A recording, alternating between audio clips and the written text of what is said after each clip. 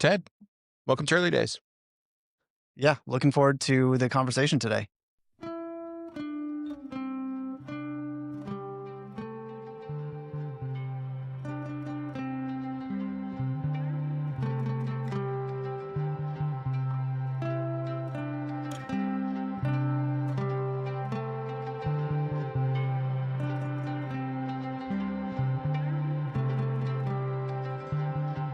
I spend my whole life chasing you. When will you come? Come home to me. Yeah, so you're building feed filter AI. How much AI is there in feed filter and could have been built 4 years ago before any of this AI stuff that's going on right now? Well, I guess I can back up for a moment and say that part of the reason I'm making a tool that filters the social media feed is to deal with some of the AI content that has come up. I mean, I don't know if you're familiar with dead internet theory, Mm-hmm. but the idea there, right, is that the internet will become kind of overrun with bots and AI and other things that are uh, make it not useful in terms of getting information on any subject you might be interested in. So in order to sift through that, there has been a lot of technology that's much simpler that doesn't require any sort of statistical model on like AI. What people have been using is keyword searches. You know, right now you can go into Twitter or X and mute words that you don't want to hear. So, like, I have Trump muted, I have Harris muted. I even sometimes mute Bitcoin Oh, when it's wow. getting too raunchy and I just want to tone it down. So, I use those mute words very aggressively, but it doesn't capture any of the nuance. Something could come out that is, let's say it's something Trump is doing that is extremely relevant and pertinent. I want to know that information. Well, a basic keyword search is not going to catch that. And so what happens is people like myself who use these tools, they're not working in the way that we intend it, which is we want to cut out the noise and get to the information we actually care about. And it really wasn't until the AI, the LLMs started coming around and being able to interpret the meaning behind the words that has enabled a tool like Feed Filter to exist. Wow. And here comes the ambulance now. I wonder what happened to them. I don't know. Six in Congress is crazy, especially during the summer. Um, I guess what I'm trying to get at is, just with like Elon taking over Twitter, now there's Noster. And for me personally, like I find myself in neither one of those places very often, Mhm. other than just to post on social. Um, I spend most of my time on Stacker News, as everybody knows. Um, but a lot of it had to do with just the content that I was seeing. It was just Yeah. extremely jarring for like somebody like me who looks at content and wants to be inspired by it or wants to feel like it's wholesome enough to share with somebody. Like I Mhm. didn't feel like that when I was on Twitter. I felt like that in the early days of Noster. I think it's going to get better over time with Noster. So I don't want to discount it completely, but I do see that kind of curation naturally happen on Snacker News. Like, Mhm. how can Feed Filter help with that type of curation? Do you Yeah, that's think? such a good question. I think there's different solutions for different people and to different levels, like different degrees. So you could almost imagine like a pyramid. And, you know, for some people, Stacker News might be at the pinnacle. Like I know for myself, when I'm looking for kind of very deep Bitcoin content or even just content from people who kind of accept the premise that is Bitcoin, like that Bitcoin is inevitable. In Yeah. that case, there's no better place than Stacker News. Like hands down, we're coming into Pleb Lab, right? I mean, Right. this is kind of ground zero in terms of getting to that culture and that group of people that are talking about this type of content. But that's such a small group of people, you know, such a small Right. percentage. The vast majority of everyone is getting their information from Facebook and TikTok and Instagram, right? And then Twitter's only a subset. So that's really what Feed Filter is targeting. It's a group of people that I feel might be in these social media environments getting content that they may not like, but they don't necessarily have the tools or be comfortable with using the tools that are there to improve their situation. And it goes more than just seeing better content. It's about unlocking yourself too. Because I find that when you get sucked into doom scrolling on a feed, like for me, what I'm interested in is business and technology. Those Right. are my pretty much my only interests. Like that's basically, science and space too. But what do I see in my X feed? I mean, I deleted Twitter. The reason I deleted it was because all I was getting was politics, violence, and cute puppies. I So didn't even get the puppies part. I don't know. It's like, at least get some puppies. But the thing is, and like, I'll watch the cute puppies. Like, they're great. But I don't even like animals. Like, I don't have a pet. I don't have any intention of getting a pet. So why am I getting all these puppies? Well, it's because that's how the algorithm works. Yeah. So that's really the goal is people who are in my situation, they're doom scrolling and that doom scrolling is getting in the way of what they're trying to accomplish in their life in general, starting a business or learning more about Bitcoin or catching up on your friends, what your friends are actually doing, not what they're pretending they're doing. All of those things are things that could really benefit from a filter on the traditional social media feeds at first. And then later they might move into those different arenas which has more concentrated, content that they're interested in. I guess the thing that I'm kind of wondering now is like, are you afraid of the people that have already left Twitter or Instagram or some of these other places like Facebook? Like, Mm, do you think that maybe, you know, that they already moved on to other kind of closed gardens and there's just or do you think it's we're just at the tip of this kind of new because AI is I mean obviously there's going to be new AI users and right, right. these type of bots that are going to exist in these platforms and I think that's just going to happen even more and more and more over time and I think even Elon has said publicly that there are AI bots on Twitter that are responding and stuff and you Oh, can yeah. pay for that kind of engagement.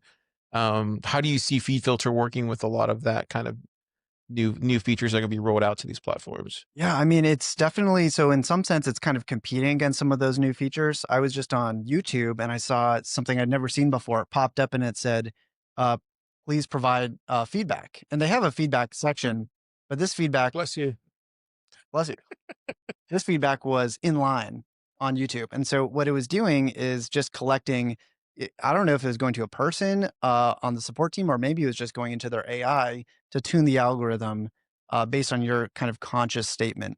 So those types of solutions are competitive against feed filter, as are better platforms that allow people to get better content. So if you're on Stacker News and you're not really seeing very much clickbait or politics or misleading posts or things that are irrelevant to you, if you're getting better content on one of these platforms, you don't need a feed filter tool.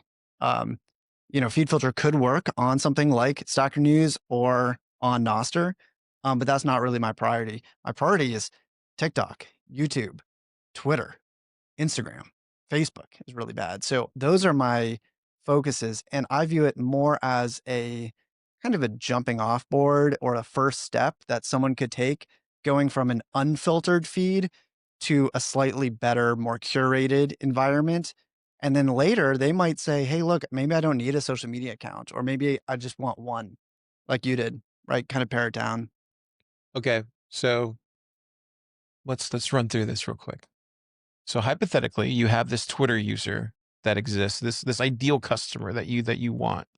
Let's just say he's like 21 to 35 or whatever, and he doesn't have to be into Bitcoin. He's just a technologist that's into business. So let's just say he's you, like 5 years ago, Mhm. right? How do they find feed filter? How are they going to know that they need something like feed filter? And then the second question to that is there enough there that he would even recognize the difference? And how are you going to kind of work through that? Like, how are you going to show that kind of happening in real time? Those are really good questions. That's honestly what I'm struggling with right now. So that's, like when we talk about the founder's journey, like we were just talking about this before we went on the pod. Oh yeah, You don't always have everything yeah, figured out, right? You yeah, have to kind of yeah. operate by faith a little bit, and just be, confident that you will figure some of these things out later on. Hmm. Right now, probably one of the biggest things I'm thinking about is how do I get in front of the right people at the right time and also explain this type of tool. in some sense, it's very simple. Cut the crap out, get stuff you don't want to see out of the feed. So people, okay, I get that. But how do you do it? Oh, well, it's a Chrome extension or it's a mobile web app. Like, so Right. now I'm getting more into the technology that, okay, do I install it? Do I have to sign in? What's the privacy considerations? Yada, yada. So all of this needs to be explained. That adds burden to the user, just like Bitcoin adds burden Yeah. when you're explaining it. Um, so I need to find the right medium to get in front of these people. And to be honest, I haven't figured that out. I mean, I've been going to a lot of different events, like health, AI, but not AI builders, but people who are using AI to improve their lives.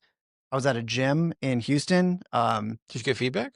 Yeah, so I'm Oh, getting okay. feedback from all these What are they places. saying? Yeah, this is good Well, a stuff. lot of people, we did a little vote, and the fitness center in Houston, they voted for TikTok first and foremost, and Okay. they also overwhelmingly wanted a mobile app versus a computer app. I was aware of that, but TikTok is a tricky platform because you just kind of get one video at a time. Um, So they're wait, hang on. So you're saying they wanna be able to swipe up and not see a video of somebody throwing up or oh something. yeah, so the way you want the filter to occur is instantaneously, seamlessly, behind the scenes with zero user input, and it automatically tunes exactly to what you want. It basically reads your mind and it gives you exactly what you really want to see, not just what you would be most addicted to or engaged with. Right. So that's like the perfect world. And so Yeah. then we kind of back out from that perfect world, which is I don't know how to do that, but I'm going to do my best to figure out what's the closest we can get to that. Um, and so the way I make it work is, well, it's close to instantaneous. It gives the user the experience of instantaneous, but nothing is perfectly fast behind the scenes. It works out of the box, but a little user tweaking goes a long ways. So it kind of gives that experience. Um, Tuning to the user's needs is very difficult because I can't use engagement metrics or else I'll just recreate the algorithm that is causing all the problems to begin with. So that's a challenge. Um, and yeah, so I guess like the goal ultimately, I don't know how to get there yet, is make it seamless, instant. Reads their mind, gives them the exact feed they want. I think one of the biggest challenges I have in all this is that a little bit of conscious statement by the user goes a long ways. So if I say verbally out loud, I want motivating, actionable, practical advice that I can immediately apply. If I write that out as a sentence and put it into feed filter, well, that's going to filter out all the content that doesn't meet that criteria. So that's Interesting, yeah. extremely powerful. But for me to write those words out, that's from a user's perspective. It may, as a developer, I'm like, oh, sure, they can write out a few words in an app, but no one wants to do that. Let's be real. We want to Yeah. click one button max. Like getting us to click the download button is already hard enough. So getting the user to click the install button and then like sign in. I mean, that's consuming that's such a cost that's been imposed on the user.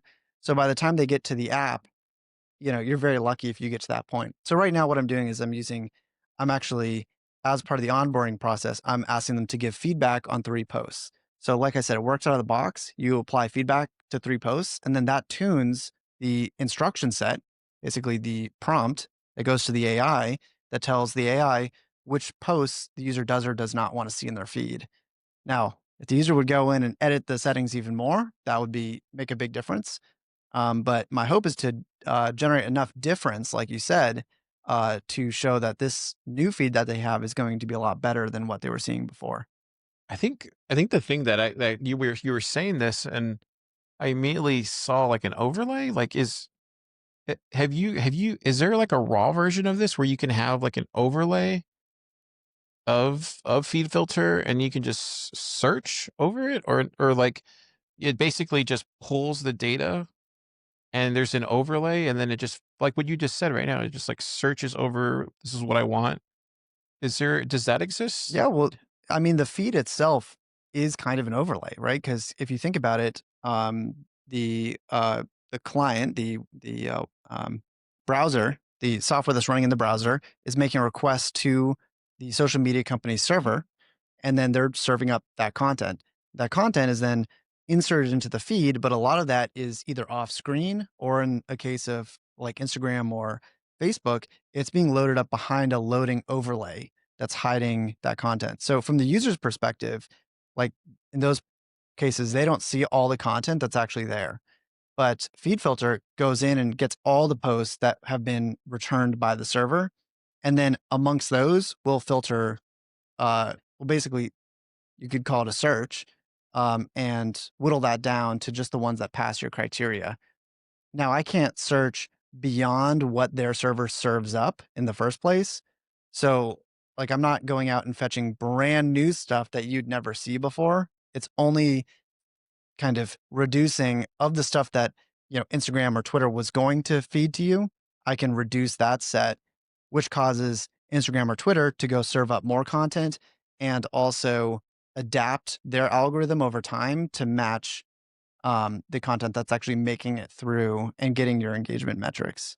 So I guess kind of like, and can we just go down this road real quick? Just Yeah. because I'm just curious if you've actually have like considered this or even gone down this road. Um, just thinking about it, at least on the web version, it does seem like there's an abstraction layer there that Mhm. should exist somehow because you're filtering things out.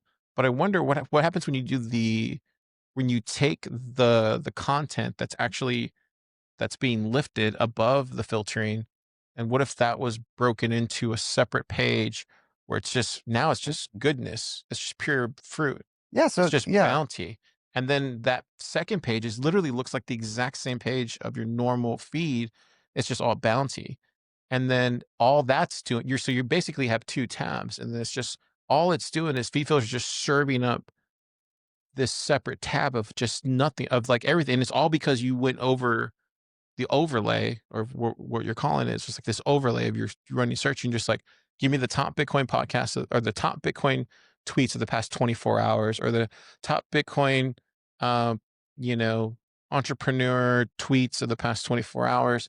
And then it's like doing this thing.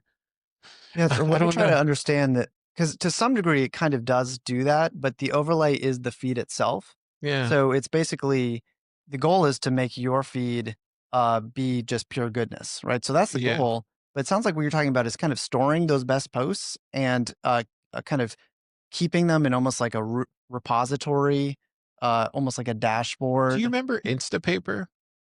No. So Instapaper was this thing where it would this was back when like we only had like 2G and like really like CDMA and like it wasn't we didn't really have a we didn't have very strong bandwidth back then.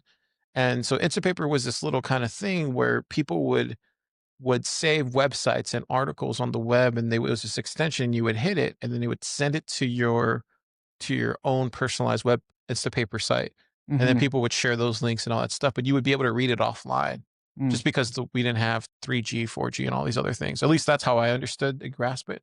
And it kind of, we're kind of, so like, I guess I'm thinking in that kind of thing where it's like, it's doing this kind of, yeah, I don't know. I guess we're just going down Well, that it's road. I almost kind like of want to, saving the posts, right? Saving them for later so you can reference only the good posts that pass the filter, or you could search through them later. well, I guess I'm trying to figure out like if you've thought about this, like from because you're removing things, right? And I'm wondering if like you're obviously not recreating it into a separate tab, but I do wonder. I'm like, huh? I wonder if he's thought about like because you go to TikTok and imagine you went to TikTok and this is I don't know. Does TikTok have a web browser now? Um, Can you browse it on the web or is it I just on the think you phone? can, yes. Well, let's just say hypothetically, like imagine just seeing nothing but goodness of stuff that you wanted to see on TikTok. And it's because I know you've shown me the Instagram post where it's just like a pure like thing that you have to kind of scroll past. Yeah. But I wonder if there's another way to approach it. Yeah. So like and so what we're talking about is that uh on Instagram specifically, right now feed filter is just blacking out that post, which kind of creates a hole in your feed. Yeah. Whereas on Twitter, I actually delete the post entirely. So you didn't even know that the post was there to begin with. It's gone. So you never even see it. Now that's ultimately what Instagram will look like too. So you'll have the option to completely remove that post from your feed. It's as if it was never there. So in that case, your feed then becomes that kind of dashboard. Well, it sounds like you're talking about the next level of then taking all that goodness, aggregating it together in a separate tab But that then you could search. but maybe this is the mobile app then. Maybe what it Yeah. does is like feed filters the actual app, and then what it does is like so feed filters the app that lives on your phone, and then what you actually do is you pull a feed filter, and then it pulls all the goodness from Twitter, shows it inline in the feed filter app, pulls all the goodness from TikTok, shows it inline, and you're seeing like all these things inside your feed filter app. Yeah. Yeah. And you can take the different Is platforms that and run them possible? all. Yeah. Yeah. I mean, that's kind of what I'm looking at. I mean, It's I kind haven't of decided it's whether or kind. not to I mean, merge the I don't know if platforms. it could be done, but it's just the more and more you start when you start saying these things, I was just like, huh. What you're basically describing is just like this glorified version of like the only thing I can think of is just like Instapaper. But Instapaper did it, but it was just done like in like Web 2.0 days. Like Yeah. I think they're probably still around now. But it was just it reminded me of that when you started saying that there was this overlay. I'm like, when did you do this overlay? But I Yeah, well, guess so it's almost like the next level of the overlay. So I was talking mostly about the overlay inside your browser or on a mobile oh, device, okay. but the next level that I think you're getting at is what is feed filter server overlay, because feed filter Mm. has all those posts that were ranked as either good or bad Yeah, by which user. Now, I'm yeah. going to make that pseudo anonymous, but you could still find like which users are correlated to which other users. And then you could actually pull, like I could say, hey, me and Carr might be pretty similar with our views. So perhaps some of the posts that Carr Oh, finds very interesting. interesting show up in mine. This is basically how all the social media companies work, but the main difference is they're motivated by engagement metrics, and whereas Exactly. what passes a feed filter criteria is different. So if it's not addictive, engaging content, it's whatever the people set as their filters, which generally is along the order of factual, informative, not clickbait. Mhm. Pretty much no one wants to see politics. I mean, some politics, but like in- people generally don't want to see violence. Yeah, 100%. So it's like it's more wholesome content that you're going to get, Yeah. and people still okay with some jokes and stuff, but But you don't want to be all jokes in your feed. it's really cool though because that's something where like I think I would look into something like that Well, that's great to hear. because With then the overlay, no, well, like this feed filter app that can bring on the goodness from all these different accounts, yeah. and then it doesn't require me to go into these accounts. Well, that Other, or I don't know. You tell me. I don't know if I would have to, other than just because the reason I want to go on like Twitter again is just to source news, but I mhm. don't want to withstand having to look at all the craziness. Yeah. Same So thing with TikTok because I know there's like good videos. I hear about them all the time, but I don't want to withstand all the pornography that's on there. yeah, So yeah. Suggestive content is a major issue. It's probably one of the number one requests I get. Yeah. So I think feed filter could definitely deliver that kind of experience that you're talking about. It would make you feel like you never even logged into those platforms. What's happening behind the scenes is you are logged in, but with the feed filter overlay, like you're saying, that is going through, sorting out all the crap, getting the goodness, and then queuing it all together into a single feed that has the best content. So you're not actually like engaging on Twitter or Instagram. You might see an inline Twitter and then an inline Instagram. yeah, Um, it's just pure pipe. I got to play with some of these different UIs Yeah, to it's kind just of have pure this content experience. pipe. But yeah, I think Yeah. that's what I think when you initially pitched me the idea, I was concerned about a lot of these things, but I think I knew at some point I was like, well, Ted's smart. You've done two startups in the past that I want to talk about. But I think there's it's just like building any product. You're gonna start building it and then Yeah. you're gonna realize, okay, dead end here, maybe a dead end there, but there's enough traction here, or like you'll just figure it out, and then you'll just move in the direction that you want to go, and then you'll hit pay dirt, and then before you know, you're off and rolling. That's the hope, right? That's That's the the hope. dream. You stick around long enough, Yeah. you'll find some traction, especially if you're working. I Yeah. mean, what's the saying? Like you can't just keep hitting your head against the wall until, you know. Yeah, I find it fun to do this. I know you do Me too. too. Like, It's so much fun, it's dude. like one of the most fulfilling things that anyone can do is try to solve other people's problems. I'm a very analytical kind of guy, and so like that's kind of how I express empathy is if I can understand your problem and Yeah. game out the arbitrage to solve it in a cheaper way than you're getting it done today, Yeah. while also navigating all the competitors and their technical and legal barriers that they're putting up. I just find that it's a game and it's a really fun game to play. And it's like honestly the game that kind of moves society along. I mean, Totally. that's why we're in Bitcoin, right? Because it makes entrepreneurs and builders Yeah. gives fuel to the fire, Yeah. right?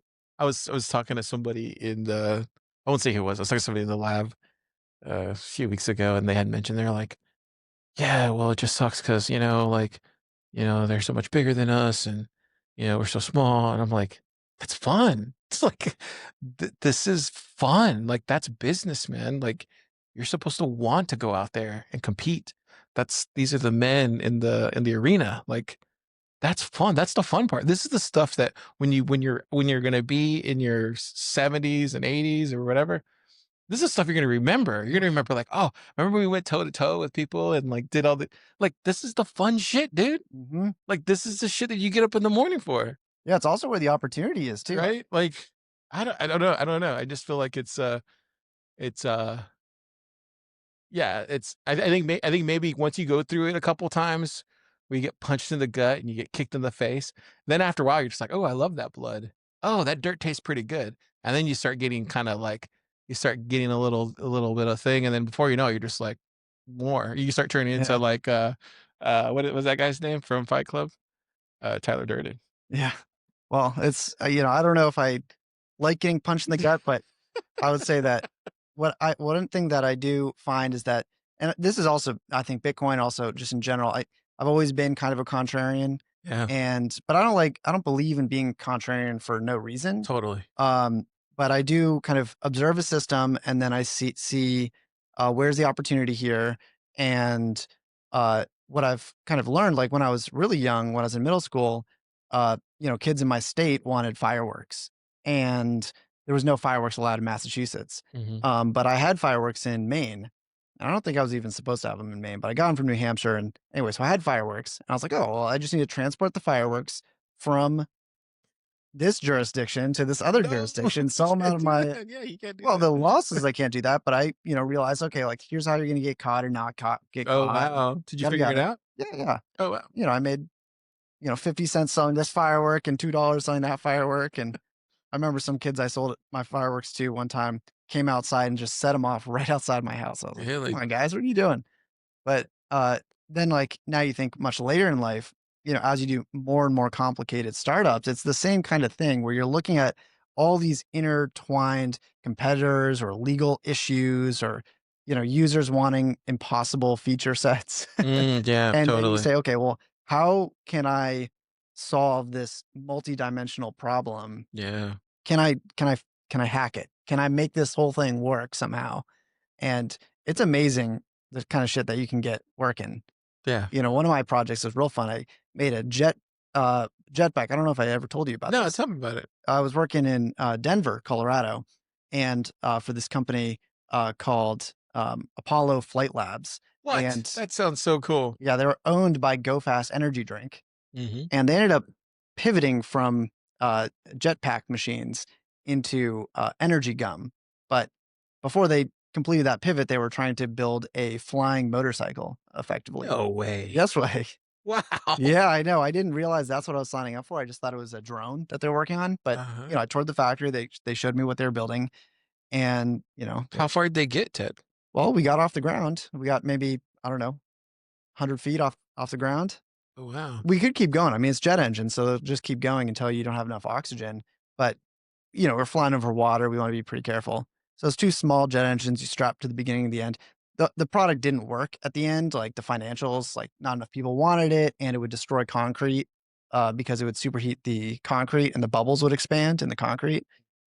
So maybe not the best product or a vehicle. I mean, it looks sick, right? I mean, it looks really Yeah. cool, but that didn't work. But it's just a matter of, you have this crazy idea and you figure it out. Read the manual of the jet engine and you say, okay, if I deliver this voltage, then the jet engine will work in that way. And then you say, okay, if the jet engines are attached to the body and the force is exerted in this way, how does the stability work? And you just kind of keep moving up like that. It's the same in business.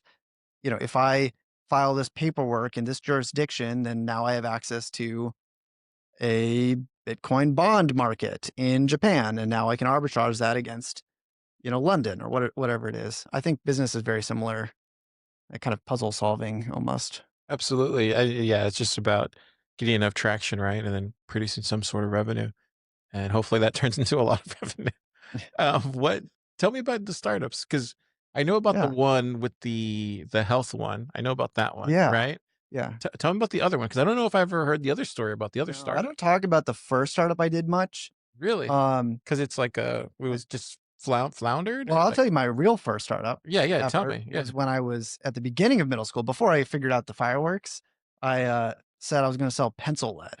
And so I'd Okay. take the pencils and I would, like an old school pencil that you sharpen, and I would pick apart and get long pencil lead and try to sell that to, or try to barter it with other kids. Like, obviously, that doesn't make any sense, right? So that was the technically first startup. But the first real startup is when I was leaving college. I went to school in Boulder, Colorado, and me and my two best friends at the time, we founded a company called Myra Makes, which was a children's book. Actually, I gave it to Darren. Uh, uh, Oh, cool. so Darren's kid will eventually enjoy that. But the children's book market is a really tough market to go into. So picture this. So it's like me and my two buddies. We're all engineers, early 20s engineers, no Yeah. kids. Uh, Making a children's book. Making a children's book, and it's like for kids, age 5 to 10. And really the methodology we used there was just fail fast. And the first thing I did was I used to work in retail when I was in high school. I was kind of paying my own way through high school. And so I was a cashier. And so I called up the owner of that shop and I said, I'm making a children's book. Would you be interested in supporting me somehow? Maybe putting one on the shelf, or could I come in and show it to you? And he said, I'll buy them. How much? And I said, $20 a book. And he said, I'll get 10. So $200 order. And our book was like, it was sketched out. We basically had a draft book, but it was not complete. Mhm. So I hit up my co-founders and I say, all right, guys, we got to deliver this book in 2 weeks. And they were so mad at me. They were like, what the hell did you just agree to? This book's not even done. A huge commitment, Wow. but we buckled down. We were able to get the book out to him and we shipped it to him. And then, a month later, I check in with him, hey man, how's the book selling? I'd love to hear feedback. And he said, oh, I actually was surprised that you even called me. I thought this was a joke. Whoa. And I said, what do you mean? I walk into the store, I talk to him. He says, this book was so bad that I actually thought you were screwing with us and you had just stolen my money. I mean, Wait, that's how did bad you the have a product purchase order was. for it, or did you pay you like half or a quarter? Like, No, no, did you have any he agreement? paid me up front, I think, with, Oh. I don't know, Venmo or something like that. Oh, so you actually had okay. Yeah, via email. I mean, it's very basic, right? But basically, the point of this is that my product was terrible, and is no wonder it's terrible. This is our first book we ever created. We were stapling it together, um, Oh, wow. and so I said, "Okay, would you please explain?" His name was Matt, the owner, and I said, "Matt, will you please explain to me exactly why this book sucks so bad?" And he said, "Okay," and he started listing. He listed maybe 100 different things, like the page width is not glossy. There's not enough pages in it. The animations look bad. The content's bad. It doesn't stand out. The title's no good. And went through all these different things. And I said, great. And I just took notes on it. And then we went and we made a V2. And then I came back to him. I said, what do you think about the V2? And he says, okay, a lot better. You fixed, these 50% of the things, but what about this? And it's still not good enough. Or, when you fold it, that was a big issue for us. The paper was probably one of the most difficult things on Yeah, that I book. bet. And so that's how that startup went. It was just a lot of iteration and eventually got pretty good, where it basically passed the smell test. And I could go into any store. I went into maybe 50 stores in Colorado, and they actually, we came up with a deal where basically I would keep the books in that store. And then when they sold a book, I think then it was going for around $12 a book or something like that. We would collect a percentage of the revenue and they would get a percentage as well. But it turns out people didn't really want that book and it wasn't a very good product. The end users, there was a small subset of kids who actually really enjoyed it, but we really got held up with the parents because the kids are playing Minecraft or, they're watching TV. They don't want a book. and the parents are really busy, and they need to occupy their child's time so they can get some peace of mind. And if it's educational, that's great. But first and foremost is they need peace of mind. Right. So, we did not, in my opinion, we did not do enough market research to uncover that before going through this whole product life cycle. So at the end of this startup, which failed, at the end of it, I was sleeping in a car. I poured all my money in this thing. I was totally bankrupt. Um, our team split up, and basically, I gifted all my equity to the two guys. And I said, "Look, you want to keep going? You can have all my equity and carry this forward, but I'm out. Yeah. I don't see the future here. I just think like I'm out of money, so this is dead, basically, Wow. and it's easier to start from scratch Yeah. over." We finally got a sponsor. Can you believe it? Vintech. They're a legal firm out of Dallas, Texas, who Pleb Lab uses. We actually use Jim, who is this amazing gentleman, Central Texas lawyer, straight shooter, and he does legal expertise, and he has this amazing thing called Vintech. It's a place where you can get access to legal forms. You don't have to use ChatGPT to spin up some kind of gibberish. You can actually get these legal forms that are there already pre-built. You get access to his consulting 2 times a month. There's 25% off all his legal work that he applies to the network of attorneys that he knows. There's no long-term commitment. It's all for $199 a month.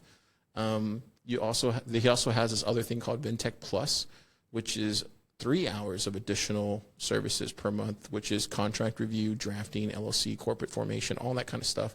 That's for $999 a month. And it's affordable business legal stuff for startups, founders like yourself. Use the code PLEBLAB at myvintech.com and get 10% off your subscription. And a big thanks to Jim and the Vintech team for backing the builder community and helping us push things forward. All right, let's get back to the show. This was about 2-year effort, but I learned a lot about like Yeah, market totally, research, and dude. I made like Just every mistake in the book. just going door to door. Oh yeah, lots Just of door to going door. door to door and like having to talk to each one of those those those book owners, like, or Yeah, bookstore owners. I would imagine that in farmers itself. markets. Yeah, and then yeah, like you said, gosh, I couldn't imagine Yeah, there was one. what that was like. I remember there was one day because we did a lot of like in-person sales too. So I was like that annoying guy with the clipboard outside going up to people. And I did a lot of that because the other two guys, my team, they were like, we do not want to do this. I mean, who wants to no one wants to do that. And specifically, we're targeting, like I said, kids age 5 to 10. So I'm like out there with my clipboard looking for families. It was the worst. You don't want to be in that situation, but there I was. And so I wanted to get, I said to my co-founders that, oh, I'll get 50 signups. Just give me 3 hours out there, I'll get 50 signups. I was like, there's no way I'm getting 50 signups. But, I go and I go up and talk to them, and you're just getting rejected over and over and over and over again. But you are also getting signups, you're getting sales. On occasion, uh, people would just buy the book outright, right from me, right at that moment. I remember one day, it was a really bad day. I got maybe 2 signups after hours of doing this at a farmer's market. And my ego was so bruised that I had to step outside the crowd for a moment and just lean over and just be like, "Oh my gosh," like, "I can't believe this is what I'm doing." I And think it I was went like $24 or something. yeah, $20 a book, Oh my gosh. I was just like, "Wow, this is tough work." So, long story short is the company didn't work. But it was really valuable learning experience to just jump right in and just Yeah, do this and get all this knowledge about, value proposition, market research, creating good product, getting feedback from customers, sales, team, dealing with teams, yeah. What legal. did the other guys say? I'm curious. Like, what were the other guys saying when all this was going on? Did they see the same signs that you'd see, or did they all? What were you guys as a group of individuals like? Yeah, that was really interesting. We were very, very creative, the three of us, Mhm. and we had done projects before. We actually started a student group, the three of us before, and then we started to create another company, but we kind of bailed on that, um, and we moved to Myra Makes. But what was interesting, one of the most interesting things to me is that on my way out of that company, I felt like a lot of the learnings that I was taking away from that experience were not the same conclusions that they had drawn, despite us, three of us, going through this side by side. What conclusions did they drew? Well, I would say for the most part, they viewed it as kind of a perseverance problem where we were doing all the right things and we just need to keep at it and never give up. And eventually it would work out. And that's why I gifted my equity over, because I just fundamentally disagreed with that. I mean, there's, you could always do something forever. And there is like Yeah. the likelihood of it succeeding eventually is possible. Yeah. But I kind of looked into myself and into the business and I thought, we do this for 10 years and we finally get a hit. Okay, first of all, I need to go back to work because I'm out of cash. I've just put all my money in this thing. I'm sleeping in a car, you know, like I smell bad because I'm not showering enough. Like, there's like I was I don't out. mean to laugh, but just the way you say it. It's Well, just my friends didn't tell me this until afterwards. I wish they told me at the time. the way you say it. It's like, so, but so from my perspective, the issue was that we had not done the foundational market research from the get-go, and we're also not the right founders for that type of business because we didn't have kids, That's crazy. right? So like that seemed like very foundational to me. Yeah. And probably need to do something in digital, so the product was foundationally flawed too. And we also had some team dynamic issues around kind of expectations. Like I think the three of us were kind of trying to build different types of companies, Mm. and I was probably being a little like aggressive in general in terms They're of trying to like, sell, you mean, or like, or trying to yeah, get just something shipped? trying to make it a bigger startup than I Mhm. think they might have been. What were they? I guess what were the? I'm more curious about the other two founders. Like, whatever happened to them? Like, what So they? one of them became a lawyer, Oh, that's good. and the other one, and he ended up the final founder with the startup. What happened to it? Well, so it fizzled Oh, it out. just was that. What was interesting to me How is many that books got created though?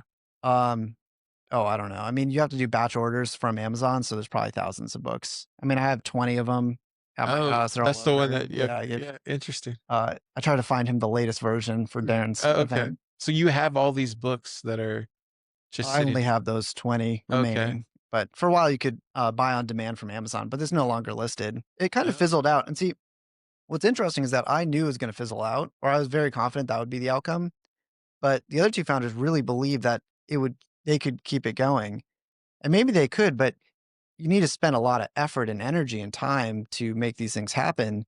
And you also need to learn, like the biggest thing, like one of the biggest takeaways for me personally is that you have to learn from your mistakes and you have to be Yeah. super honest and humble about what you did wrong so that you can improve for the next time. And if you have any sort of reality distortion, you can be reality distortion when you're trying to sell to someone and sell them Right. on your vision, but you cannot have any reality distortion with yourself internally, which is very difficult to navigate that duality, right? Like I'm on the opposite end where I don't think I do enough like selling or marketing. I'm really hard on myself and my product. I'm like, all this stuff is broken. Like I'm kind of a little bit too much on that extreme. But if you're not doing that at all, or you're not doing it very much, you're going to end up with a baby that's ugly and you don't want to fix it. And you don't want to accept that's ugly and you'll blame everyone else for the reason that Yeah. product failed. That's my read on that whole experience. Yeah.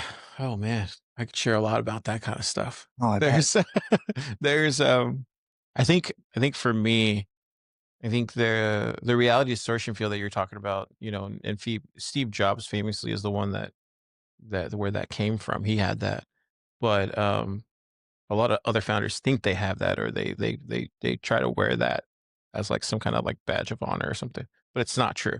Like what you're describing is the reality, though. Like that's why I think it's so important to like bring somebody with experience in the fold.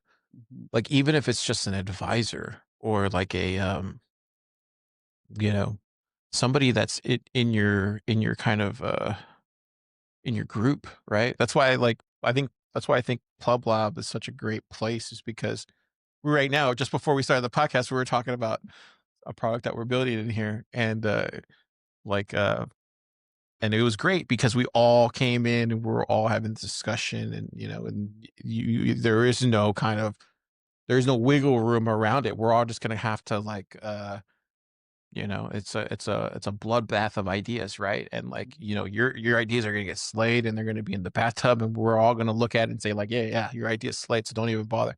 But it's good because we're all talking about this thing that we just slayed in the bathtub. And then we go in the living room and start watching, we're all hanging out again. Mhm. But there's the bathroom of the idea that we just slayed. Yeah.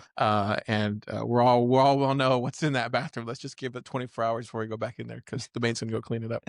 But what I'm trying to say is like that's where it's so important to be around other builders, because you have to. It's good for somebody else to look at what you're working on and to at least check, right? And then, but I think also too, just having that experience. But dude, it's man, that's a tough one, Ted. You never told me that. I feel bad for you on that one. That one's Really? tough. Yeah, because like when you told me that, the first thing I thought was like, yes, 100%. Like, no reason doing that startup, right? The second thing is like, how do you like? So you're just gonna sell books and like, there's three guys. Like, how are you guys gonna eat? And then the third thing is like, people are just too busy. Like, they're just gonna read the New York Times and they're gonna tell them what to buy. And then, like you said, you should have been doing it digitally. Yeah. And then the third thing is like like kids want like those like kind of pop-up books and like something that's just more in front of retail and stuff. So it's just like all these other things. Yeah, I mean, you look at Yeah. Minecraft. I was babysitting for these two twin boys, and they took they showed me their Minecraft civilization that they're building, like the most amazing universe you've ever seen. And they're getting there. Oh, we're working on this like this room of this building on in this part of the continent, and there's no way a book can compete with that. And there still is a place for books. Um, it's not like books are going out, but Mhm. when you're creating a product, you want it to be significantly better than the competition. Right. And so for us, like you said, all those things wrong that we're doing in terms of our positioning of who we are as people going into this type of business, Yeah. on top of the revenue, we're probably spending like $100 to get one $20 sale. Well, it's not Like we're even way out of it's whack. not even that. It's the amount of like the amount of work that y'all are doing for your own, like you said, you're sleeping out of your car, but like that the actual work that you're Right. yeah, Yeah. like Those you're not hours. even counting those hours. Yeah. Yeah. So we basically made every mistake in the book. Yeah. That's kind of the story I say is like, we went in and we said, we followed, you listen to all these advisors and they'll tell you, lean startup or jobs to be done or all these other, Mhm. frameworks or methodologies. And like, no, we're following Nike advice. Just do it. And then don't even worry about all the other advice. And like, honestly, that's a pretty fast way to learn. Like just jumping in. And we jumped in, we really meant it. So like we did a kind of a short 2 month, what I describe as an incubator or an Yeah. accelerator program. And, we're working full time. I mean, I would try to sleep as little as possible during that time period. I did probably permanent brain damage You think? from oh Yeah. yeah, from that little sleep. But we were really putting a lot of effort in. But we just made all those mistakes. But now I know that about those mistakes. Yeah. So when I came back to do the health startup, Yeah, so talk about that one because that's the one I know about. yeah. So this one is um So this one was, yeah, really cool. Kind of very different than what I told you about before. So after this children's book startup failed, I kind of went back to my technology world. So I studied physics. I was very interested in space. So I started working in a space a lab where I was kind of assembling small spacecraft. It was pretty cool from a technology standpoint, but I was studying a topic that no one was interested in. This was space dust. Like, whoa, that's far out. Like you're studying space dust. But at the same time, no one cares about space dust. Like that is like some weird niche of science, right?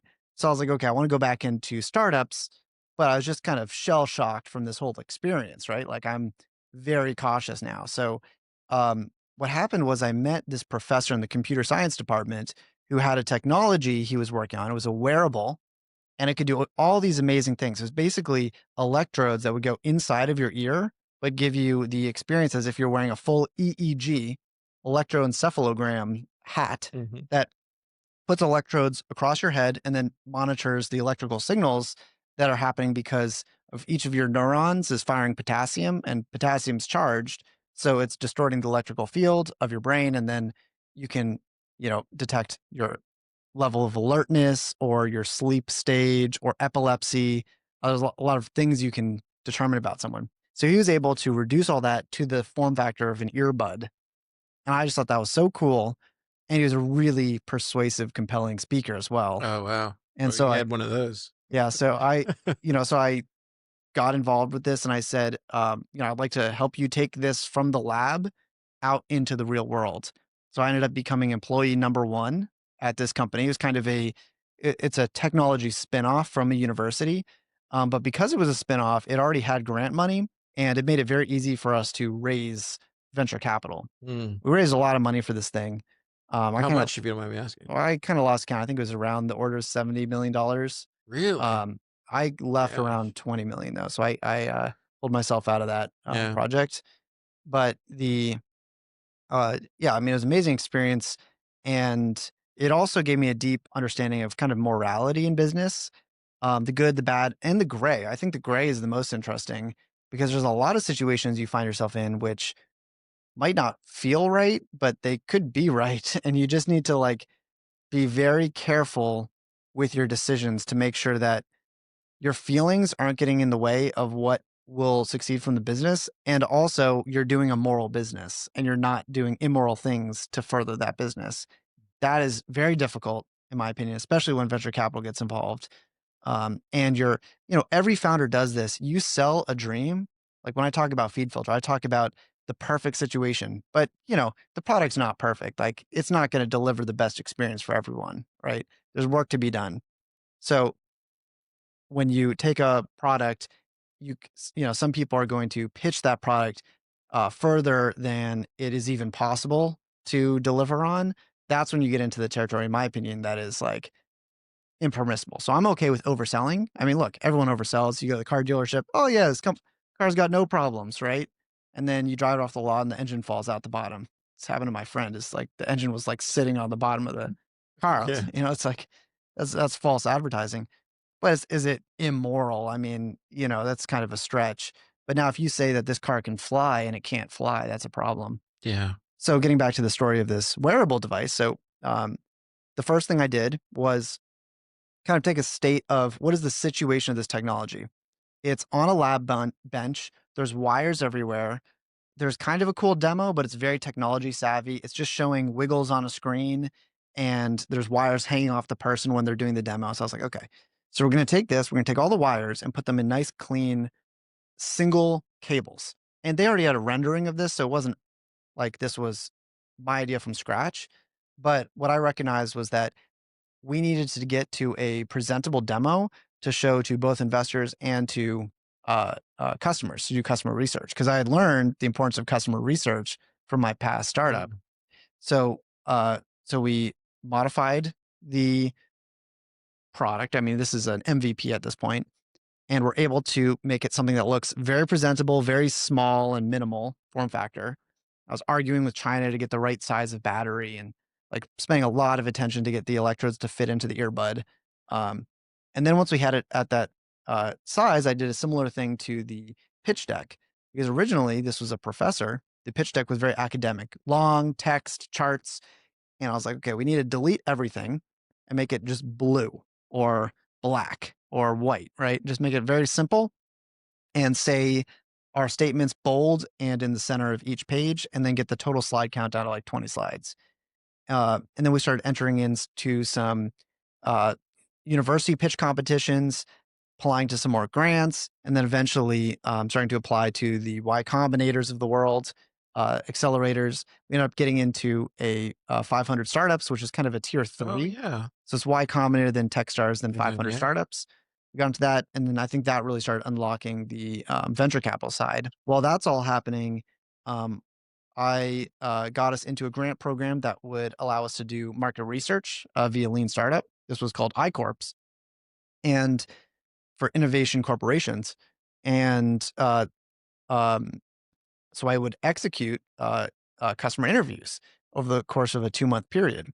And I conducted 117 customer interviews, and each interview was around 45 minutes long. These are long form discussions. And it was 2 people. So it was myself and a note taker. And we'd execute these interviews, take all the notes about um, really everything. I mean, the body language, the stories, the intonations. I mean, we really want to sap all the information out of the person we were talking to try to understand, what their actual needs were. And throughout all that effort, my personal conclusion was that the product really should be solving epilepsy.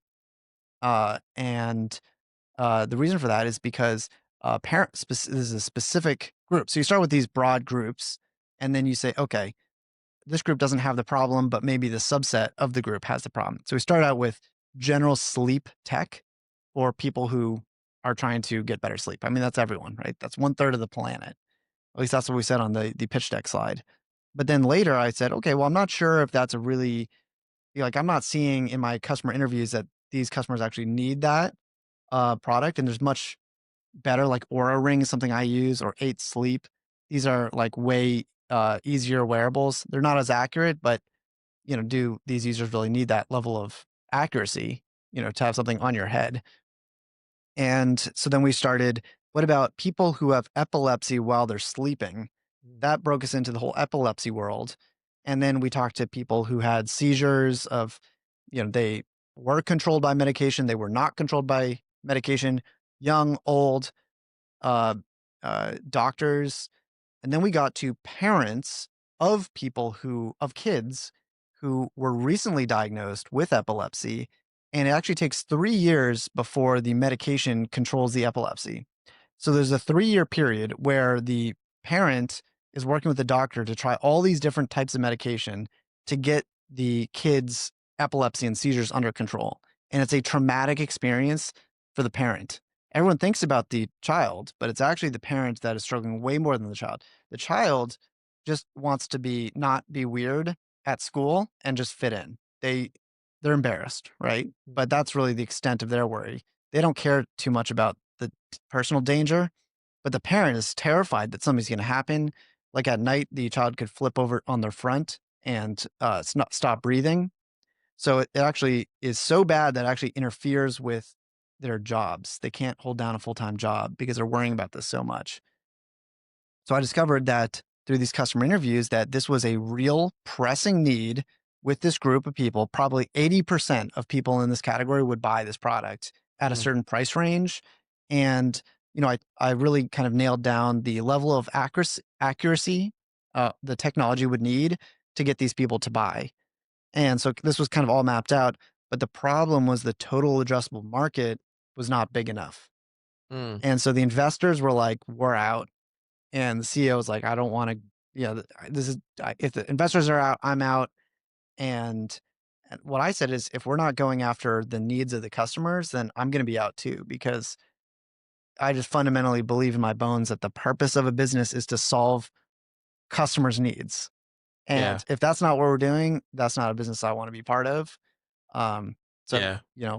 that was the end of that, Gosh, experience. dude. That's crazy. That's insane. Are they still around? Sort of. What do They're you mean? well, It's like a they're zombie company? they're a zombie company. Oh, Um, yeah, so it's always possible, like, that technology gets rolled up into something else yeah. but, fundamentally, they're still going after sleep tech, and the need was in epilepsy. Or, there might have been need in sleep tech, but if you're gonna find it, you gotta do this kinda rigorous process. They never, really agreed with my perspective that the rigorous process did surface insights. They said, "Hey, we did this whole customer research effort, and all you told us was something that the investors wouldn't even do, so you basically just waste all this time." Wow. From my perspective, it's like, "No, we found a real business, Yeah.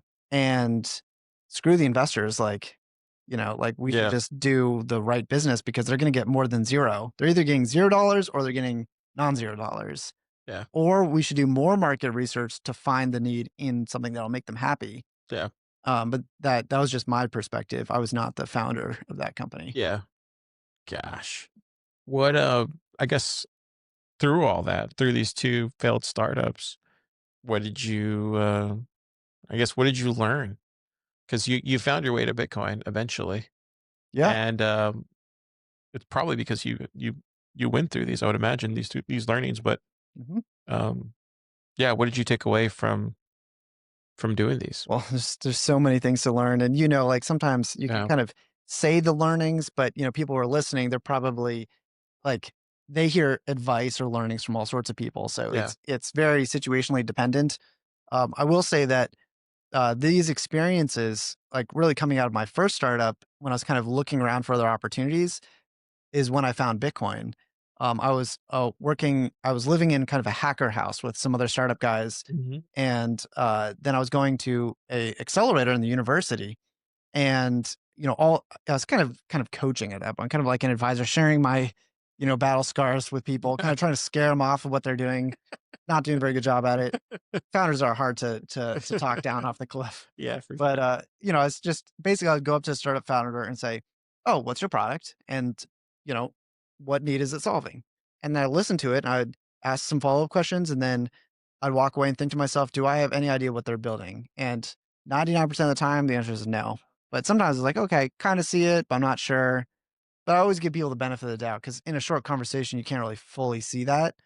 Um, so then Bitcoin was in the news. And so I said, can anyone explain what Bitcoin is? Like I just treated it as if it was another one of these products that I was assessing in the startup world. And one of my friends said, he's a Bitcoiner, like not an OG, but he's maybe OG tier two or whatever. And he Mhm. said, yeah, I can explain Bitcoin to you, but you know, do you actually want to know? And I said, yeah, I want to know. And he said, well, I'm going to need 1 hour of your time and a whiteboard. And we're Wow. in a space just like this, kind of a startup environment, but Yeah. he's probably the only Bitcoiner there. Yeah. This is late 2017. And so he pulls over a whiteboard and I pull over a chair, like right then and there. He pulls out a marker and he just explains cryptography and hashing. Wow. And so I walked away from that conversation. It was 1 hour conversation. And I was like, okay, I believe that Bitcoin is unhackable. Like I'm sold on that belief based on this technical description. I mean, it's not terribly complicated. It's weird, but it's not overly complex, right? But then I had to ask, okay, that's a cool feature that you have this thing that's kind of like money, but it's unhackable. So why would we want unhackable money? I mean, it seems like that doesn't seem like a bad thing. No one would not want unhackable money, but why do we need unhackable money? And that's what led me Austrian economics and all this other stuff. And Yeah. eventually I'm a Bitcoiner. So, like I guess the overarching learning is the number one learning is do market research and talk to the customer and try to understand deeply what the need is and what solution would best solve their need, because it's probably not the solution that you start with, but maybe it's some variation or it's a solution that's out there in another industry that you can pull over. But really be humble and try to understand that, curious. And then, I've learned lots of other things about kind of more tactical stuff. I would say that's foundational. Mhm. Get the value proposition right. Um, and then the more tactical stuff is like how to make a good pitch deck, how to work with your team, how to get founder market fit. So make sure that you're working on the right domain, Right. those types of things. Yeah. Um, we're doing, I think I've told you this, we're doing a startup school right now. And so me and Teresa have been trying to put this together for about a year now. And since we started startup day, that we've always had these kind of like ideas swirling around about how we're going to do this and that kind of thing. And I think, um, one of the things I realized, like doing this, because it's like it's like a Bitcoin version of it. It's not like a traditional startup program that you would see from like a traditional place like Antler or something down the street, right? Like it's an actual Bitcoin version of it. And so I didn't realize, dude, but like so I'm stretching my mind, like literally stretching my mind, putting these things together. Teresa's also doing the same. And it's like, um, it's really hard. Yeah. It's like really hard. But I told her, and I was just through our conversations that we have, I was like, but I think we have enough data. Like, I think Pleb Lab has enough data from 21 once we started till now to at least do the first iteration of it. It probably won't be perfect. It probably won't even be like compelling enough, right?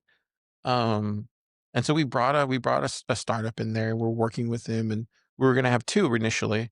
And then, the second one, we realized, it'd probably be best if we have that person maybe work more closely with him inside the lab as opposed to inside this program, because like you said, founder market fit, that kind of thing. But this one person that we're working with right now, and we told him ahead of time, like, hey, this is a new thing. We're really test running with you. like Yeah. and none of this has been created before, so welcome to Pleb Lab, um and kind of like what you said, it's you know we were able to divvy it up into 4 buckets, like foundation, product, revenue, and pitch. Mm, And we think those are foundational to a Bitcoin startup. Now, we'll see if we're right or not. We'll see if that's going to need some tweaking next year when we do it again. Um, but I do think there is something, like you said, there is something worth pursuing and then iterating as we pursue it, and then moving towards that direction and moving towards this, and then dialing it in. And one of the things I've been lucky enough to have is like these people down the street, like Antler, like being able to talk to them and ask them these questions. That for me has been a big help for me this past year. Um, and just seeing how they're able to create their accelerator and how they did it. And I think without that kind of like help, and even with Capital Factory, how they're doing it, right? Um, I don't think I would have ever been able to, at least me and Teresa would have never been able to even think we even had that we could take that next step to right. do that. And I think that just kind of goes to what you're saying. It's like, you have to go through these kind of like initial kind of like painful process of like birth, rebirth, birth, Yeah. rebirth. And then finally you think that you're there as a founder. But yeah, I'm just out of curiosity, what the foundation, I love how you categorize that into the buckets. I mean, I feel like that's some of the hardest thing is just disentangling all the mess that is startups yeah, into simple buckets. yeah. What is in your foundation bucket? Yeah, so right now I would have to pull up the thing that we're using. I'll show you after the thing, but right now we start off with like Bitcoin Ventures 101, Bitcoin Startups 101. Like we're literally getting into like, what does a traditional startup look like? What are the pros and cons of it? What does a Bitcoin startup look like? What are the pros and cons of it? And Interesting. like really going into it. And that way there's a based reality, like an actual based reality Yeah. of what it's like building a traditional Bitcoin startup. Like I was telling Keon about this. I was like, I'm trying not to oversell this like dream, because Yeah. I feel like in like the normal traditional, and there's nothing against that, but in Bitcoin, there's just a real this. I don't know how to explain that in words, but there's just this. There's a fundamental reality that you have to accept. Well, you always say this, building in a Bitcoin era. I love that term that you Yeah, say. because it's just a fundamental reality that you have to start building on it. And then we get to the other part. But yeah, this is not about us. But what I'm trying to say is, but like this is about your thing. But what I'm trying to say is like there is this hardness that comes to building a startup, Yeah. whether you're doing it in a traditional space or whether you're doing it in like the Bitcoin space, or eventually our hope is these things merge and they become one. And I think that's going to happen hopefully within the next 5 to 7 years, hopefully if we're lucky. And then Yeah. we won't have that kind of delineation anymore. Yeah, I put a good amount of time of thinking about this specific thing of building a startup in the Bitcoin era. So I've made a number of kind of unconventional decisions. Like one of them is I don't have a co-founder. I mean, a lot of people don't have co-founders, but if I had the opportunity to have a co-founder, I would. But you want to be very careful about that. Plus, you get more control as a single Right. founder I of a think you have enough venture. experience though, where you probably don't need a co-founder right Yeah, now, I've to be juggled some honest. hats and, I Yeah. leaned into more technical side. I take on multiple roles, which is challenging. Another one is I'm not pursuing venture capital. And the reason for that is my prior experience in venture capital. And also my when you accept Bitcoin is inevitable and then you accept all the other things that happen because Bitcoin's inevitable, the Fed goes away, the finance system's wrecked. You have a hostile government. You might have hostile corporations romping around the world that have no checks and balances from a Mm. court perspective. Now, it might not be that extreme, but that's a possibility. So when I'm thinking about my startup, I'm like, okay, not only am I building a startup, but I'm building a startup that like could survive without venture capital, is can bounce from this jurisdiction to another So jurisdiction. you're thinking about that Bitcoin era. You're Yeah. thinking of like that's in the front of your mind, is what Yes, you're it saying. was actually when I was first mapping about a year ago, I started mapping out this idea of this company. And I actually started pursuing a totally different company. And I got 1 or 2 months into it and I killed it right out the bat. I said, you know what? I don't like the direction that this setting was. A finance company is going to be a lot more like helping people, kind of like what Unchained does with their retirement calculator. So, like, imagine that on steroids. So, basically, a portfolio tool that'll allow you to invest Bitcoin, which I do think like there's definitely a need there to some degree. But the route is managing payments, and I didn't want to have that sort of regulatory burden or exposure. So I decided, and it also I want to do something what I feel is more meaningful than just working purely in finance. I want to get outside of finance a little bit. Right. So then I said, okay, I want to build a business for the Bitcoin era. Feed filter comes out of that because I view, the social media platforms as kind of a hostile environment and increasingly hostile over time. Now you can leave entirely, go to Noster, but there might be that middle period where you still might need to go into the hostile environment, but you need to go with a little bit of armor.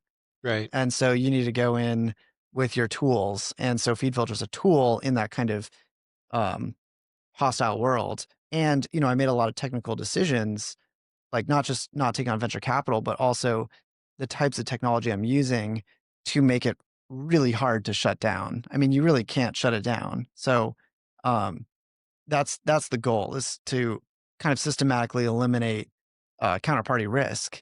And so it's not a Bitcoin company per se, but it is, building for the Bitcoin era. It's a company that should exist in Bitcoin world. And that's hard to think about because, there's a lot of similarity, a lot of overlap in 100%. Yeah. startups, but no one else. I mean, this is ground zero. What you're doing here at Pleb Lab really is where, kind of you're breaking fresh ground. What does it mean to build in the Bitcoin era? I think that's something that over the coming years, everyone, the whole world is going to have to really reconcile that. Adapt, at least adapt. I think that's where I was trying to, I think that's where I keep saying this, but it's like Bitcoin was this thing and it had to fit in like, at least in the 2010s, it felt like it had to fit inside of this like fiat like environment with these fiat rails. And it was always trying to fit itself into this thing, into this structure. And even now you kind of see it now where it's still trying, they're like people trying to force fit this thing. And for the first time in history, we have like AI and like, and that's kind of taken off. And then we're seeing like spatial computing taking off. And like, this is going to be the first time where Bitcoin's actually functioning in its own environment. And guess what? Like the rails are being polished and they're getting better all the time and lightning's taking off. And there's all sorts of really cool stuff that, a lot of companies in here that are doing. And I'm just even more bullish than I was like a year ago, 6 months ago, 3 months ago, 2 months ago, yesterday. And that's where like, for me, I'm just like, if this keeps going that way, like everybody else is trying to build for things to fit in this old, to me, that's like trying to build. Yeah, it just doesn't make any, that's like trying to make like net zero work in the broadband era. It doesn't make any sense. Yep.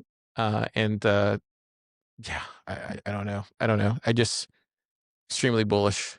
You don't move into the collapsing Roman Empire and start buying up real estate. No, you get a castle outside on the Yeah. edges. Right? Yeah, for sure. I was gonna bring up something else that you had brought up too, but gosh, I can't remember what it was. It was Maybe on the next podcast. maybe on the next podcast. Yeah. Where can everybody find out where to check out Feed Filter and all Well, that kind of it's stuff? feedfilter.com. Is you got the .com? I thought it was. I .com. thought it was a .ai. Not anymore. What? Feedfilter.com. And there's a button right there, big button, can't miss it. Add to Chrome. Definitely love any feedback that people can give me right now. It's early days, right? So I'm getting the product out there. I'm doing live testing. Right now it works Mhm, for X mhm. and Instagram on Chrome on desktop. So yeah, really appreciate anyone's And feedback. then just give you feedback on Twitter? Is that Yeah, where they there's give? when you install it, there's a little feedback button that pops right up and just click on it. It's a little survey, really easy. But if you just want to shoot the shit with me or give me some ideas or learn a little bit more, you can send me a note. I'm Ted Thayer underscore on Twitter, which Yeah. is Ted Thayer underscore on Twitter, or you can Find email them at me. Pleb Lab. You're at Pleb Lab. Yeah, come right here. I sit right there. Uh, but yeah, my email too is ted@feedfilter.com. And yeah, just really Also, appreciate for the opportunity to be on this. no, dude, thank you for just everything you've done for us, just internally and just for being that great guy in the room that's always um, speaking up and explaining things on a much deeper level than we can hardly grasp. I feel like you're just like an intelligence, Uh, like kind of just like a brain, and it's just like you always pull it back for us. You're like, okay, hang on, guys.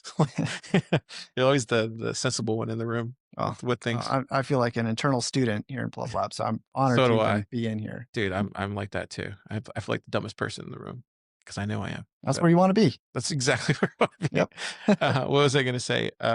Okay, so feedfilter.com. Yep. And then does it cost anything right now or is it free? Free. Free right At now. some point, it will cost Whoa. money, but Okay. anyone who is an early user Okay. is free forever, for all eternity throughout the universe. Oh, wow. Um, and at some point, I am planning on doing a subscription. Okay.